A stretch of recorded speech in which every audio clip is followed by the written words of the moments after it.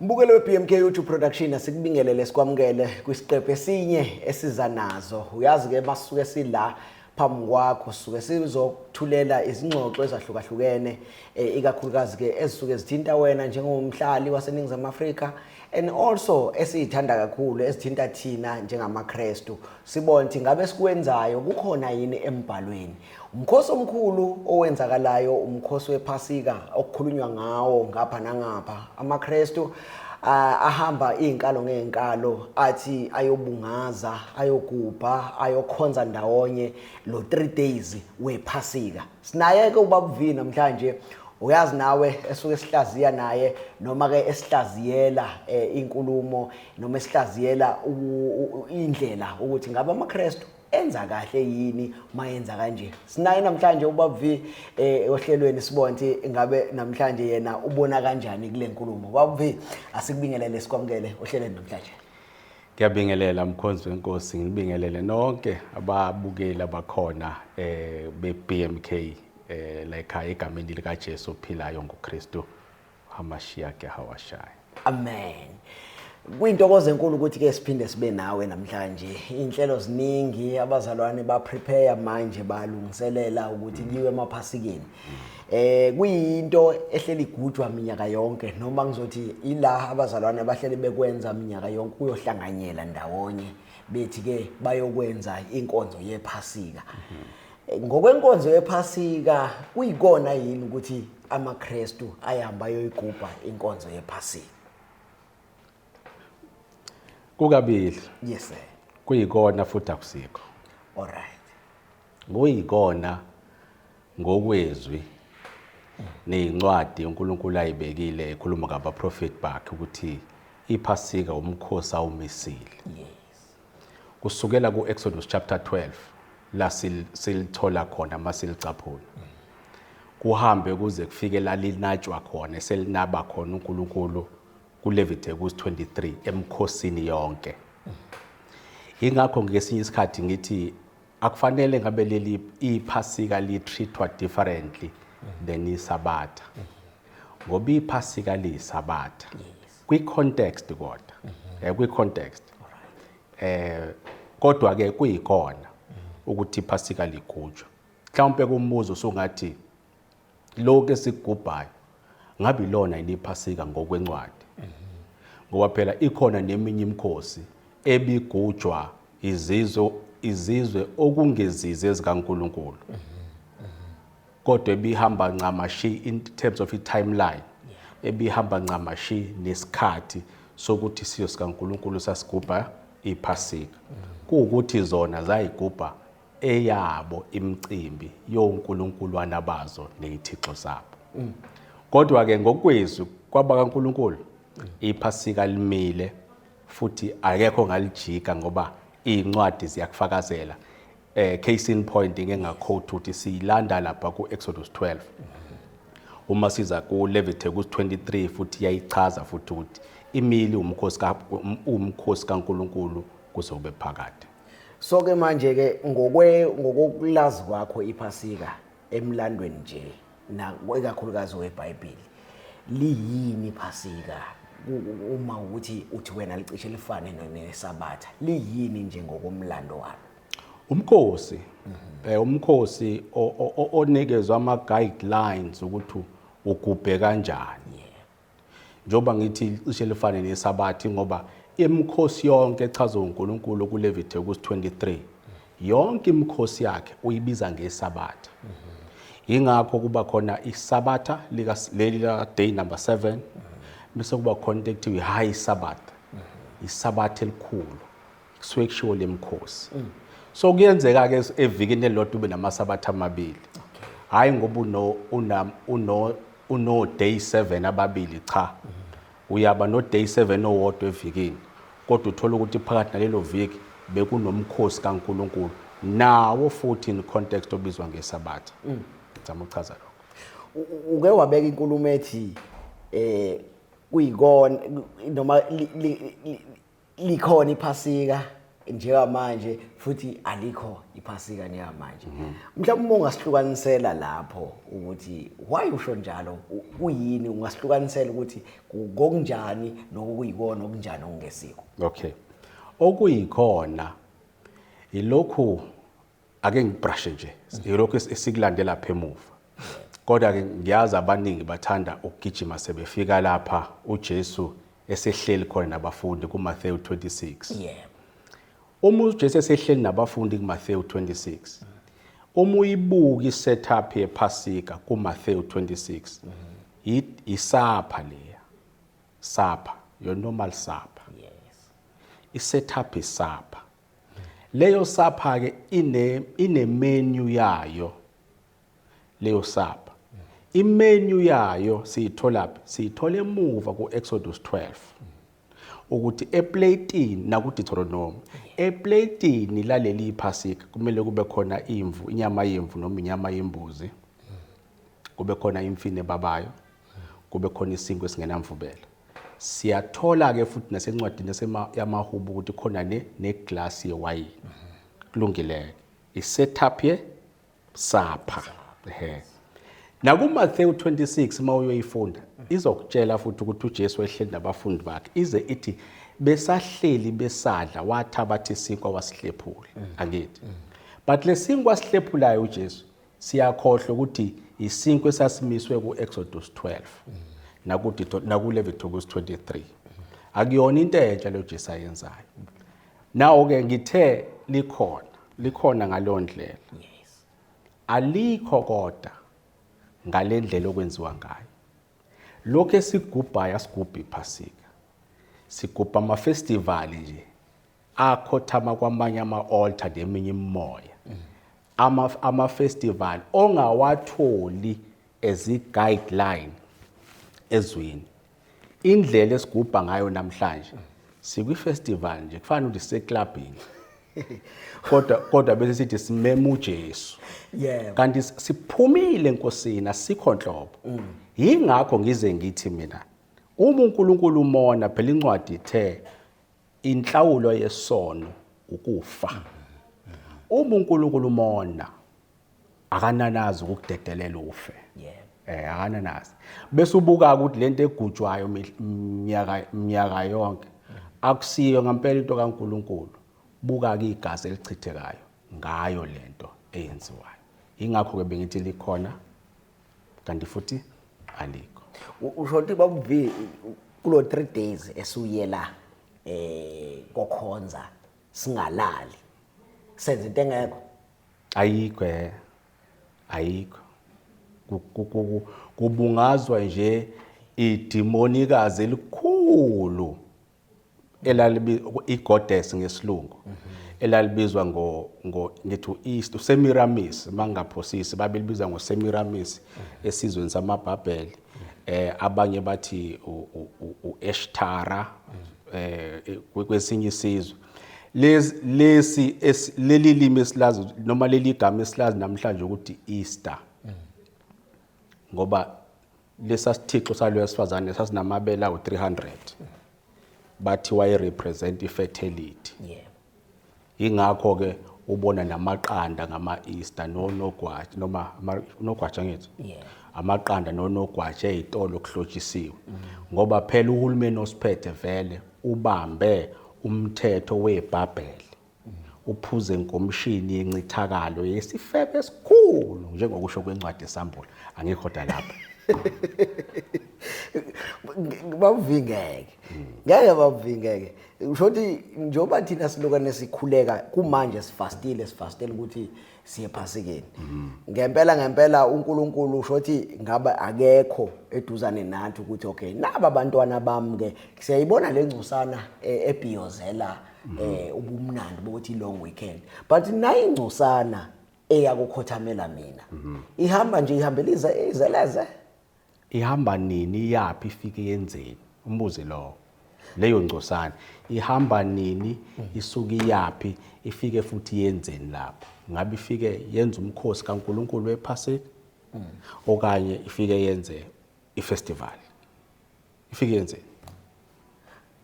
ifike ilokhuze lapha ifike ibe nenkonzo ezikhona ezahlukahlukene ama-service ahlukahlukene and kuba khona futhi namazwi ayisikhombisa la isuke ehleshulwa khona sidla sifida umphefumulo nama-services nje futhi esuke kufidwa khona imiphefumulo bese ke kuyaqhutshekwa njalo njalo ngokuhlukana kwamabandla. Uzubone ukuthi ayikho lento abasuke beyenza. One, ayikho inkonzo esiyitholayo ezweni eshamazwa isikhombisa. Oqala lokho. Oqala. Yes sir. Two, umlando mawungena ujule emlandweni. Uyavela ukuthi umnyombo wamazwi ayisikhombisa uvelephi. Uma nikhumbula ukuthi uNkulunkulu wakhombisa uDaniel incazelo yombono owawuphushwe inkosi yaseBhabheli uNebuchadnezzar kuDaniel chapter 2. Uyaqonda ukuthi isizwe saNkulunkulu sibe captured abantu sibe under iapartheid ngohulumeni abahlukene. Lo mqondo ukuthi amazwi ayisikhombisa asavele eyitheme kanje amazwi okuvela ukuthi ayikhulunywa umbuso noma ababusi bangaleso sikhathi sebeyibethela inkosi sebeboasta laba beboasta khona eindaweni ababehlangene kuzo bembhinqa bedelela ukuthi nimzwile sethi hayi mina ngivele ngamthi mina wavela wathi bencomana isenza abasenzile. Ingakho ngithi ngiyaxakeka ukuthi lamazwi ayisikhombisa ngaka aseyinsika yephasika likaNkulunkulu avelaphi ngoba awekho la eyinkonzo khona. Babuviwe nako ngisala uthi lamazwi lawa ayisikhombisa kwangasiwa amazwi ayishiwo uJesu but amazwi ayigujwa ngisho njalo. Amazwi ayisikhombisa amazwi ashiwo inkosi uJesu ibethelwa. Okay. Iseyinhlungwini ibethelwa ihlambalazwe. Okay. Lawo mazwi lawo ayikho inkonzo esiyitholayo after inkosi sikhuphukile yakubaba. La sibona khona abefundi noma abapostoli behleli bethi besho amazwi ayisikhombisa. Ngoba masiveza ngokumlando kuyavela ukuthi lamazwi ayisikhombisa ayikhulunywa ababusi bezincoma bezigqaja ngesenza abasenze enkosini beyihlambalaza. Ayixoxwa eindaweni zabo esikhathini sanamanje zokuthi babexoxa umndandini emathaveni xoxa lapha beboasta ngamanyala abawenzile. Njengoba namhlanje nithi nisha amazwi ayisikhombisa nikhumbula inkosi. Kukuphi la inkosi ithe khona ikhumbuleni ngamazwi ayisikhombisa ngoba kukho. Inkosi yinye into eyishilo. Ithe lokhu kwenzeni njalo kungikhumbuleni. Yini leyo? Incwadi kaLuka 22 mangaphosisi iyasho. Incwadi kaMathewu futhi nayo iyasho mangaphosisi noma uJohn. Yini le yathi yenzeni kungikhumbuleni? Ukuhlephula isinkwa kule ya setup yesapha. Hayi lokho enikwenzayo nina nilanda amasundu. Hayi lokho ake ngisho nje angakubizi ngabe sakudalula. Hayi konke lokho enikwenzayo nina ngoba lokho enikwenzayo nina kukho embhalweni. Akuzange futhi kwenziwe embhalweni. Kuqala ngani nje ngoba nina niyisizwe esihlubukayo. Onhliziyo zenu zolukhuni nezinhliziyo zenu futhi ayisokiwe. Futhi anikholwa ningaba kayihlo uSathane. Hey madoda okuyikona kona ke babuvi asike sithi ke manje ke naba bazalwane baya kokhonza uNkulunkulu ngephasika noma nabo bayafisa ukuthi iphasika baligubhe but ngendlela eright. Eyiphi indlela eright kufanele baligubhe ngayo ke manje ke iphasika ekuyilona lona? Exodus 12 uyasho nje uthi Exodus 12 uyasho uthatha iwundlu imvu ena 1 year noma imbuzi ena 1 year ngosuku lesi14 enyangeni bese uyidla kusihlwa leyo mvu leyo nemfine babayo ebese ithi makusuka lapho uqeda ukudla leyo mvu seniqala umkhosi wesinkwa esingenamvubelo. nizosidla for 7 days leso sinkwa esinganamvubelo nize nikhumuke thereafter uzubone ukuthi lento eyenziwa yakulona iphasika ngoba lesinkwa esingenamvubelo nalelundli la day 14 la night 14 iphasika ke lelo likaNkulunkulu alikho elinye likhona ngaphandle kamasizenzela wethu ke uJesu ke akale yena yini iwundlu lethu thina amaKristu uyilona impela uJesu iwundlu uzubona ukuthi uJesu uyilona impela iwundlu uthe uJesu mayifika ehleni nabafundi bakhe wathi kwasona isinkwa lesenihlezi nisidle nasinikezwe uMoses namhlanje ngininikeza incazelo yokuthi si represent umzimba wami so ke akukho akushintshile phela unikeza imeaning yokuthi lokho ebenikwenza kulokwathi inhlo nina nithi isidlo nje isidlo lokhu kurepresenta mina ngoba noma ngingasekho phambi kwenu still kwenzene kungikhumbuleni yo okusho ukuthi lela phasika leliya fanele silenze siqhubeke lapho niqhubeka kulona limisiwe akusagcinike kulona ke kuphela sekunezela nokuthi ke manje sekufanele uthi mawuyoligubha lelo phasika lele ngilishoyo kuMathewu 26 uligubha umuntu ohlanzekile ozaziyo ukuthi indlela yakho nenkosi ihlezi ilungiswa njalo ungabe umuntu oshonokushinga onobufebe onokuphuza onamanga selibucayi kakhulu futhi ke leli emva kwaKristu bekungcono mhlawumbe ngalesa sikhathi ngoba leli seli-magnified selithi amakungabi ukuthi usemoyeni orongi amakungabi ukuthi usesicini esithize nakuma baseKorinte chapter 11 izichaza ithi umudla la uzazi ukuthi awufanele yazi ukuthi uzidlela icala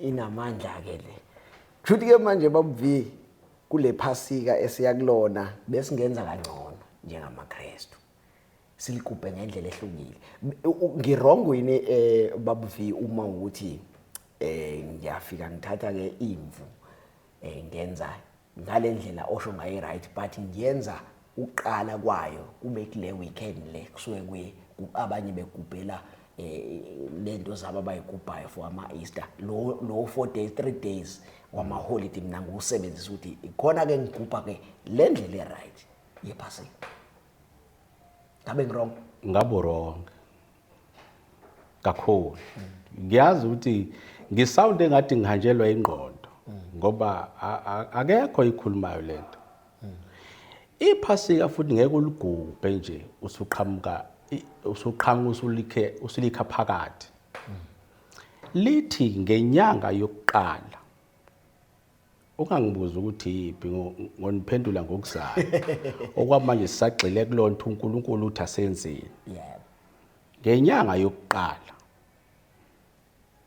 loyo nyanga iyona eyoba nephasika likaJehova uday 1 waloyo nyanga yokuqala uba ne-holy congregation uba nomhlangano inhlangano engcwele uday 1 waloyo nyanga building up to uday 14 then uday 15 uday 14 ebusuku bese kuqala umkhosi osenkwe esinganamvubelo for 7 days up until day 21 or 20 something la ukhumuka khona so mawuzoyiqala usuthi wena ngizoyiqala ngoday 15 awusekho kuyona awukho nje kuyona ingakho kulula ukuthi amabandla enze lento ayenzayo na phakamathegi kube umcimbi nje njengoba usukubona njengathi ikaMayimani thiwe inkonzo yephasika ngoba vele lento eyenziwayo akulona iphasika hlobo ayi ngisikenye into ke manje ngizwe enye into ke manje okusho ukuthi ke babuvi ngokwama services ke manje ngokuhlanganyela ndawonye uma ukuthi let's say ke siyaqala ke from day 1 ngirong yini mangifike ngihlanganyele nabazalwane ukuthi ke bazalwane sizokwenza umkhosi wephasika siyaqala ke sewuqale sindawonye senze a holy, you call it a holy inhlangano engcwele. inhlangano engcwele. Yes, so senze siqale konke inhlangano engcwele for okunye ukuthi bakwazi ukuthola information ukuthi injani inhlangano engcwele.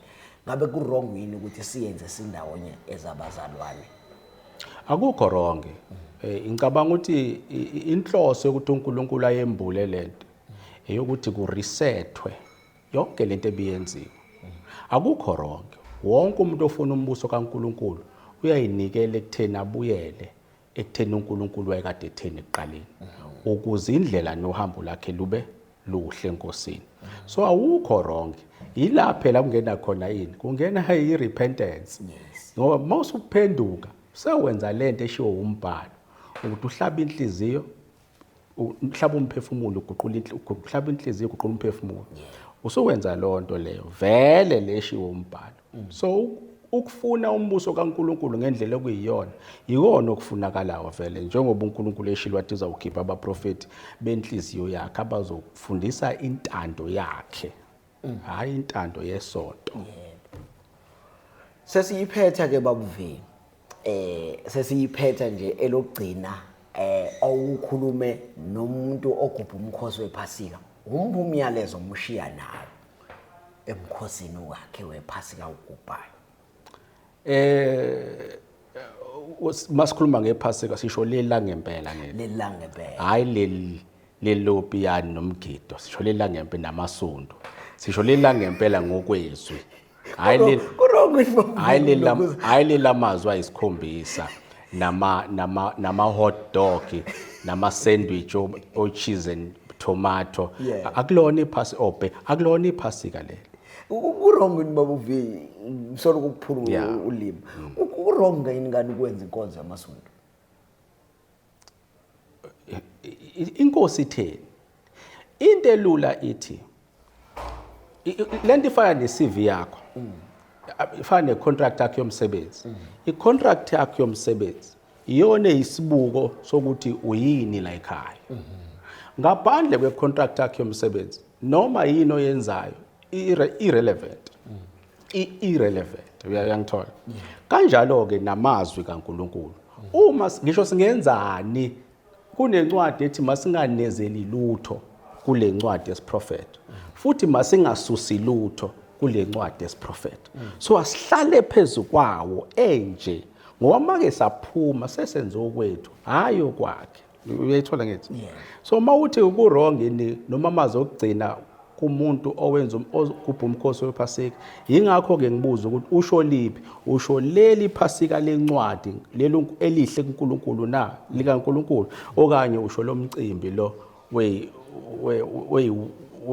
lo mcimbi lo osho. Kodwa ke amazwi engingavala ngawo amile nje ngoba awathathi lutho kule yankulumo uNkulunkulu ayibekile. AbaseKorinte chapter 5 verse number 8 iyachaza. Ngicela sivale ngawo. WabaseKorinte chapter 5 verse number 8. Okay. Korinte bokuqala chapter 5 verse number 8. Verse number 8.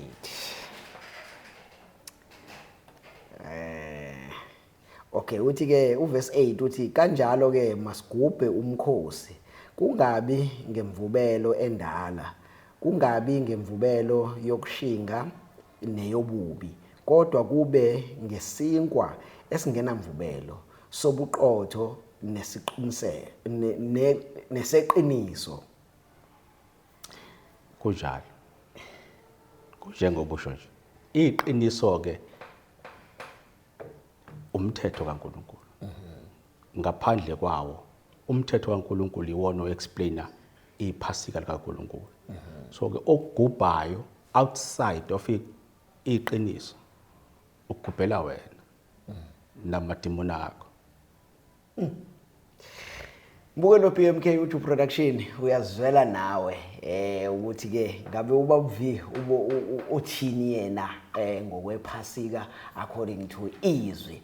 Nawe ngoba ke umfundi wezwi and futhi umKristu akusitshele la kuma comments ukuthi ke wena wazi kanjani ngomkhosi wephasika. Ngabe kuyikona okwenziwayo ngama Easter weekends noma ku wrong yini.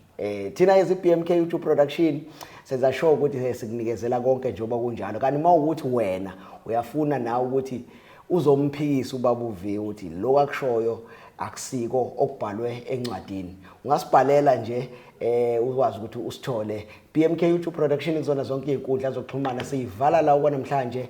Let me love you and leave you until ke next time. Inkosi ibe nawe.